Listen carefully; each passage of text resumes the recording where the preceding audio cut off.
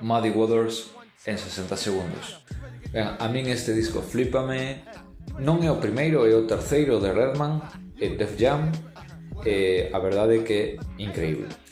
A historia detrás de Redman é a hostia, mola moito este rollo de era un fulano pinchando na rúa e todo este rollo e acabou sendo o que é hoxe en día Redman, un dos mellores MCs que existen. E basicamente el comeza sendo DJ da rúa, pasa a ser o DJ de Lords of the Underground, cousa que moita xente non sabe, e así o descubre Erick Sermon, que o acaba metendo en Def Jam, e empeza a sair en discos de EPMD, se mete nese grupo que se chama Def Squad, saca os seus dous primeiros discos que son a hostia tamén, e este a mí me flipa todo o sonido que hai detrás, con Erick Sermon producindo, con Rottweiler producindo, con Crash producindo, e el soltando rimas guapísimas.